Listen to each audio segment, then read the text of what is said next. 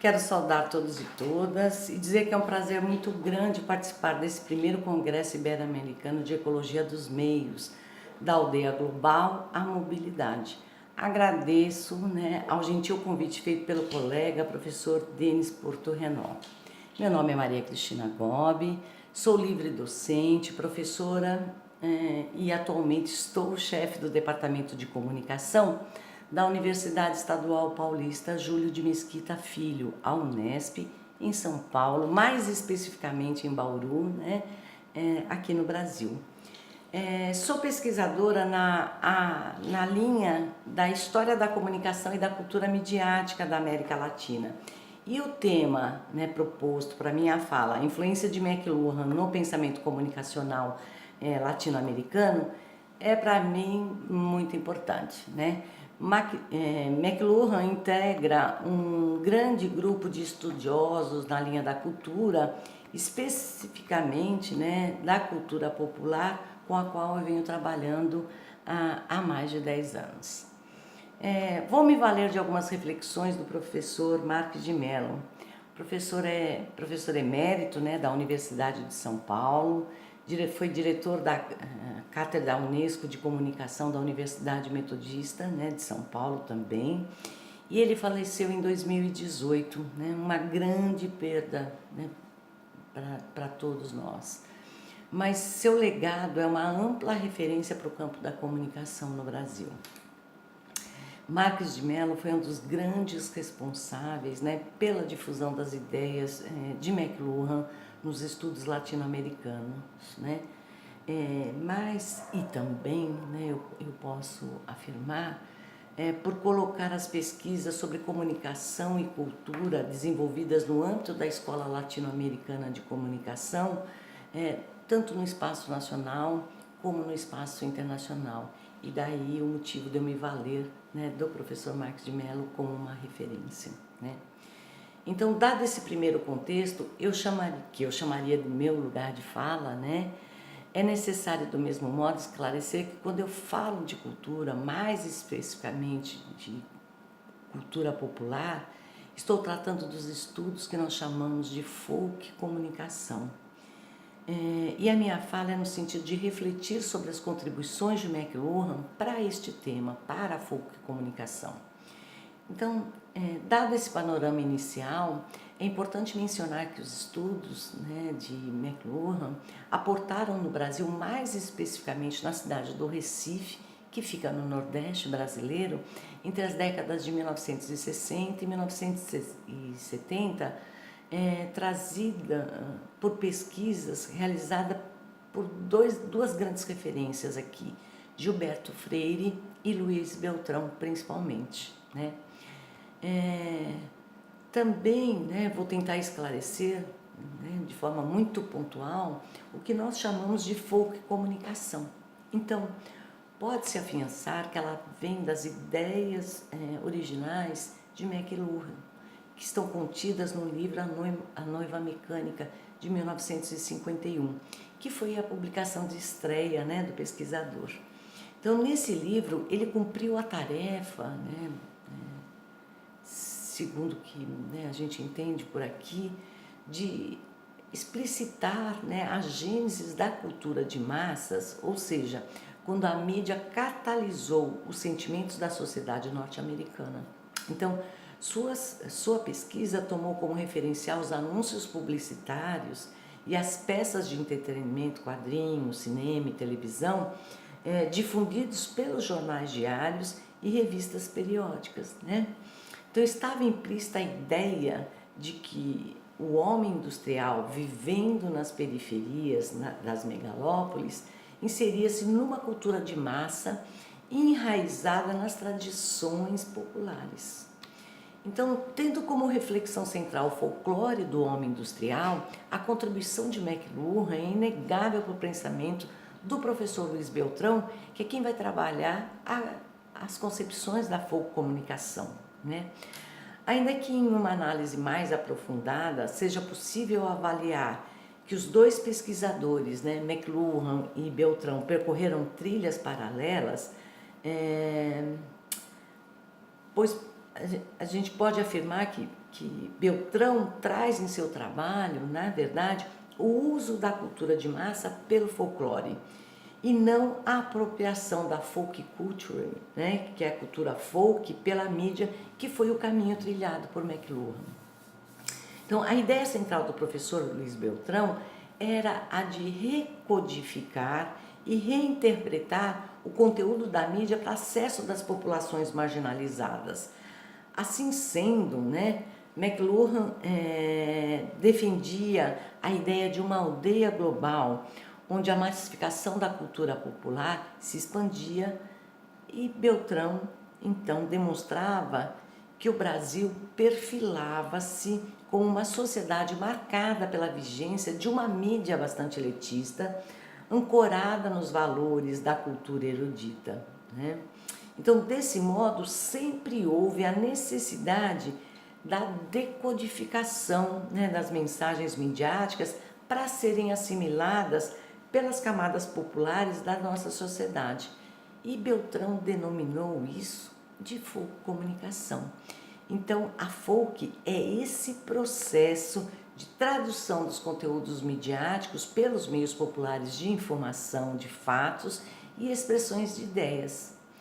Foi no ano de 1967 que ele defendeu, né, essa sua tese, né, de doutoramento na Universidade de Brasília, criando deste modo as bases de uma nova disciplina acadêmica.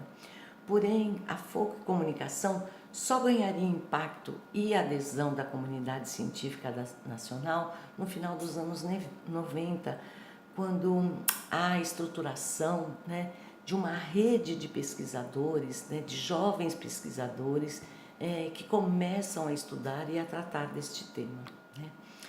Então, assim, os estudos de Beltrão buscaram esclarecer as estratégias e os mecanismos adotados pelos agentes comunicacionais para tornar compreensíveis as informações, opiniões e entretenimento que eram veiculados, né, cotidianamente pela mídia, inclusive na atualidade, né?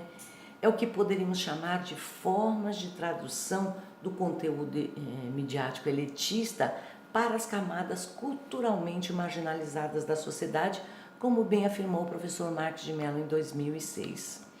Então, os estudos posteriores do mestre Beltrão e de alguns de seus discípulos demonstram que essas comunidades, né, especialmente em função dessa marginalidade cultural, criaram, desenvolveram, né, inventaram mecanismos alternativos capazes de traduzir para o popular os conteúdos elitistas veiculados pela mídia convencional, né?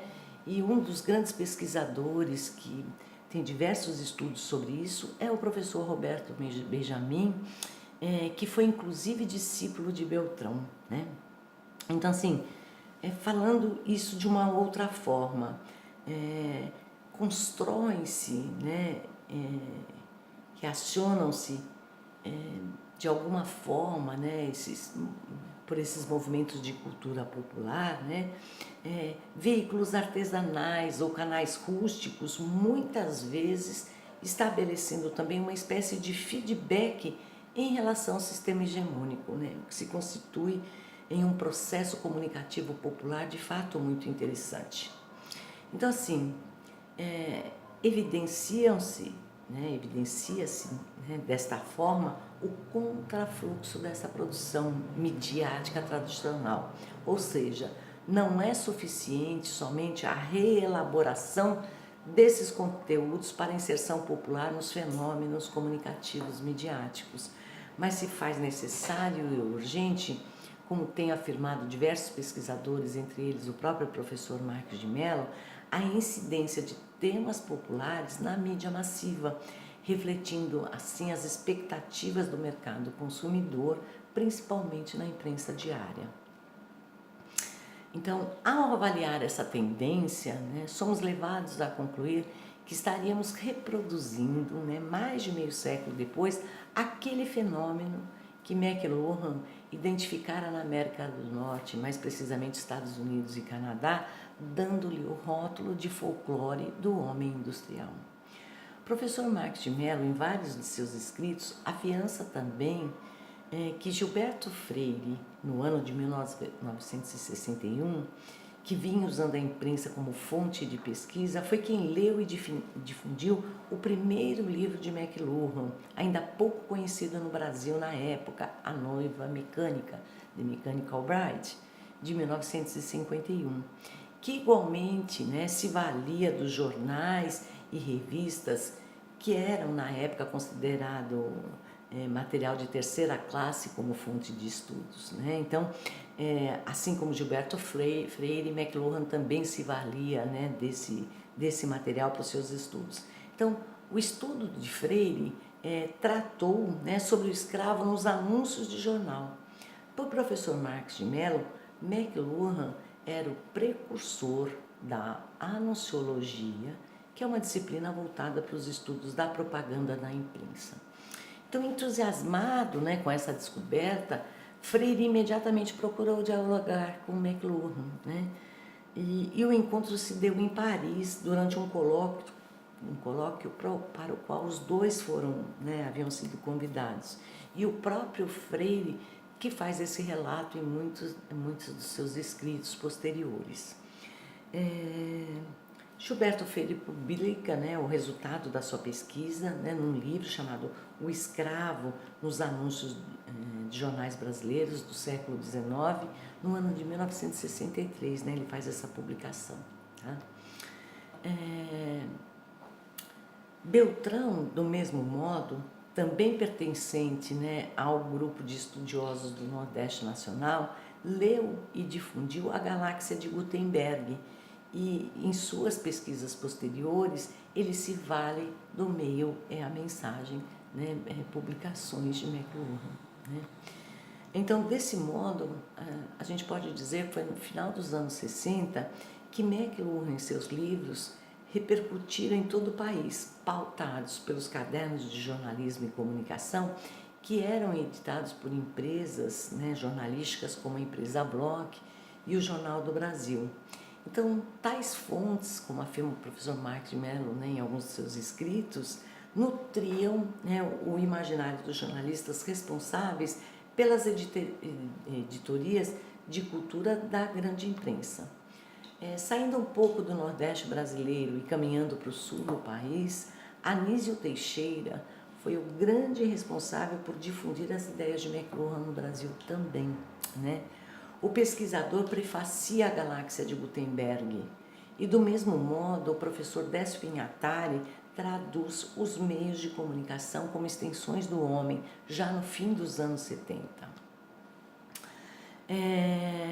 Como bem afiança o professor Marques de Mello, e aí abre aspas, enquanto sistema de expressão cultural das classes subalternas ou dos grupos marginalizados, a folcomunicação permanece como objeto de estudos quase exclusivo dos países de industrialização tardia, não obstante a sua universalidade. Fecha aspas. Porém, né, a nosso ver, é necessário considerar que, ao dimensionar esse aporte, McLuhan, em sua obra inicial, O Folclore do Homem Industrial, pode ser considerado uma exceção a essa dimensão. Analisando a globalização como um fenômeno irreversível, a cultura popular, na perspectiva beltraniana, está vivificada na aldeia global de McLuhan. Bem ao contrário de algumas previsões, né, muito pessimistas, né, que achavam que a aldeia global, né, se esgotaria de forma gradativa e muito rapidamente, né. Então, as manifestações culturais de um povo possibilitam demonstrar as composições, né, global, participativa, interativa nos múltiplos cenários globalizados. A regionalização não é um obstáculo à globalização, não são forças excludentes, né? Ao contrário, aquela pode ser vista como um processo por meio do qual a globalização recria a nação, de modo a conformá-la à dinâmica da economia e da cultura transnacional. é do âmbito do capitalismo global que se desenvolve subsistemas econômicos e culturais regionais que redesenham, que integram, né, economias e culturas nacionais, recolocando-as nas linhas de força da globalização. É o que afirma o próprio professor Marcos de Mello, né, em um dos seus textos publicados em 1997. Então, os processos de globalização pelos quais o mundo atravessa consolidam a priorização do regional em uma constante busca de mecanismos que transcendem a questões nacionais e ou globais, né? Se, como afirmou o professor Marcos de Mello, né, em 2005, o século XXI despontaria sobre o signo da globalização acelerada, é possível observar na atualidade, né, quase 20 anos passados do início do século, que frente aos processos globalizantes, as camadas populares realizam ações que evidenciam costumes, credos, e outras formas de participação social que estão presentes nas manifestações sociais diversas e que repercutem intensamente nessas camadas, né? São as formas culturais que podem ser vislumbradas sobre um obra específico e singular, mas não individual. Incorporadas ao universo simbólico das comunidades periféricas, formam o que nós chamamos de um grande mosaico de revelações singulares, mas não únicas. Essas manifestações da cultura rompem o isolamento social que comunidades inteiras são submetidas por conta da chamada globalização.